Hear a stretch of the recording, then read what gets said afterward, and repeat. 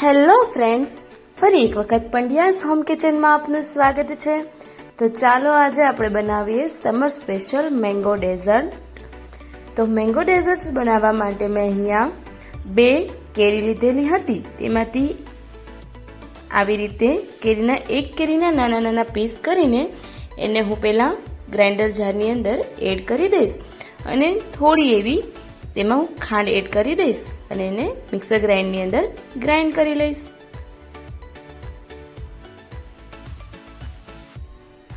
આમાં આપણે કોઈ પણ પ્રકારનું દૂધ કે પાણી છે તે એડ કરવાનું નથી, ફક્ત મેંગો અને જે થોડી એવી ખાંડ એડ કરી હતી તે જ છે। એકદમ આ રીતે ઘટ આપણી પ્યુરી છે તે રેડી થઈ જશે। તેમાંથી હું 2 ચમચી જેટલી આ જે મેંગોની પ્યુરી છે તેને સાઈડમાં એક બાઉલમાં નિકાળી લઈશ અને બાકીનું જે આ પ્યુરી છે તેની અંદર હું કોઈ પણ ફ્રેશ ક્રીમ આવે છે તે એડ કરી દઈશ।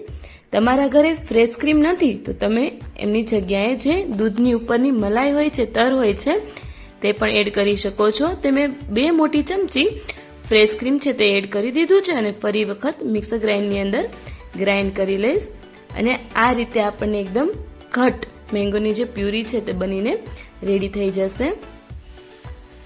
તો આ મિશ્રણને આપણે હવે એક બાઉલમાં નિકાળી લઈશું। તો અહીં મેંગો ડેઝર્ટ બનાવવા માટે મેં અહીં જે આપણી ક્રીમવાળી મેંગોની પ્યુરી હતી તે આપણે એની પહેલાં જ જે ફક્ત મેંગો અને ખાંડ નાખેલી પ્યુરી હતી તે લીધી છે અને થોડા એવા મેંગોના પીસ એડ કરેલા છે। તો સર્વ કરવા માટે મેં અહીં બાઉલની અંદર થોડા એવા પિસ્તા છે તે એડ કરી દીધા છે અને કોઈ પણ ફ્રૂટ કેક આવે છે તે થોડી એવી આપણે તેની અંદર એડ કરી દેવાની છે। ફ્રૂટ કેકનો મેં અહીંયા એકદમ પાવડર જેવી રીતે કરીને એડ કરેલી છે।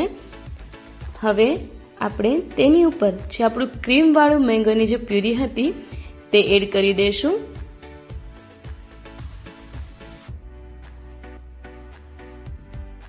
અને ત્યાર પછી આપણે મેરીગોલ્ડ બિસ્કિટ છે તે ઉપરથી એડ કરવાનું છે, એટલે કે મૂકી દેવાનું છે, કારણ કે આ છે તે એકદમ ઓછી સુગરવાળા હોય છે અને આપણે મેંગોની અંદર ઓલરેડી આપણે ખાંડ એડ કરેલી હતી અને ફ્રૂટ કેકની અંદર પણ ખાંડ હોય છે, એટલા માટે આ બિસ્કિટનો ટેસ્ટ છે તે મેંગો ડેઝર્ટમાં ખૂબ જ મસ્ત રીતે આવે છે। હવે આના ઉપર આપણે જે મેંગોના નાના નાના સ્લાઇસ કરીને રાખેલા હતા તે એડ કરી દેવાના છે અને ફરી એના ઉપર આપણું જે ક્રીમવાળી મેંગોની પ્યુરી છે તે વ્યવસ્થિત રીતે મૂકી દઈશું, એટલે કે એડ કરી દઈશું તેની અંદર।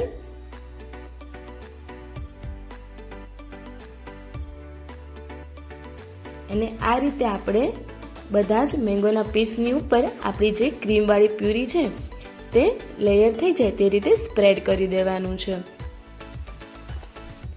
ત્યાર પછી આપણે જે 2 ચમચી જેટલી મેંગોની પ્યુરી બહાર નીકાળેલી હતી સ્ટાર્ટિંગમાં જ, તે પ્યુરીને નાના નાના ડોટમાં આપણે આ ડેઝર્ટની ઉપર સ્પ્રેડ કરી દેવાના છે અને ત્યાર પછી કોઈ પણ સ્પૂન વડે અથવા તો તમારી પાસે કોઈ ટૂથ સ્ટિક હોય છે તો તેના વડે તમારે તેને વ્યવસ્થિત રીતે સ્પ્રેડ કરી દેવાની છે, જેથી ડિઝાઇન છે તે થોડી મસ્ત રીતે પડી જશે અને લુકિંગ વાઇઝ અને ટેસ્ટ વાઇઝ બંને રીતે આપણને આપણું મેંગો ડેઝર્ટ છે તે જોતાં જ ખાવાનું મન થઈ જશે તેવું બની જશે।